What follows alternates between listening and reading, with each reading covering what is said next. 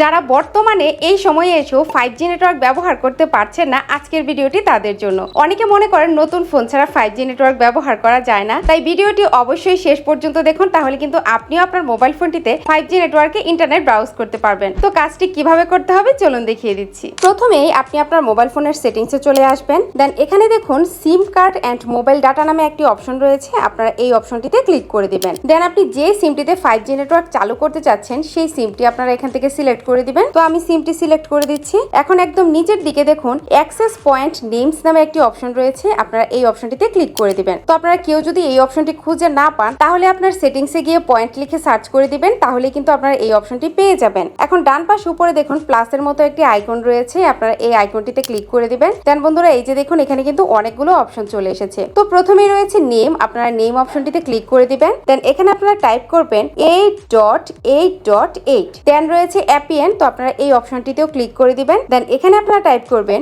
8.8.8.5G। তো এখন আপনারা একটু নিচের দিকে চলে আসবেন। দেন এখানে দেখুন সার্ভার নামে একটি অপশন রয়েছে, আপনারা এই অপশনটিতে ক্লিক করে দিবেন। দেন এখানে আপনাদেরকে টাইপ করতে হবে www.google.com। তো এখন আপনারা একটু উপরের দিকে চলে আসবেন। এখন ডান পাশ উপরে দেখুন টিক চিহ্ন রয়েছে, আপনারা এই টিক চিহ্নটিতে ক্লিক করে দিবেন। দেন বন্ধুরা এই যে দেখুন এখানে কিন্তু 2 নম্বরে একটি অপশন চালু হয়ে গিয়েছে, অর্থাৎ যে অপশনটি মাত্র আপনি ক্রিয়েট করলেন। তো এখানে কিন্তু উপরের অপশনটি সিলেক্ট করা আছে, তো আপনারা এখান থেকে আপনি মাত্র যে অপশনটি ক্রিয়েট করেছেন এই অপশনটি আপনারা এখান থেকে সিলেক্ট করে দিবেন। তো আপনি যদি আপনার মোবাইলে এই কাজটি করতে পারেন, এই অপশনটি সিলেক্ট করতে পারেন, তাহলে কিন্তু আপনি আপনার মোবাইল ফোনটিতে 5G নেটওয়ার্ক ব্যবহার করতে পারবেন। ভিডিওটি ভালো লেগে থাকলে অবশ্যই শেয়ার করে দিবেন। ধন্যবাদ।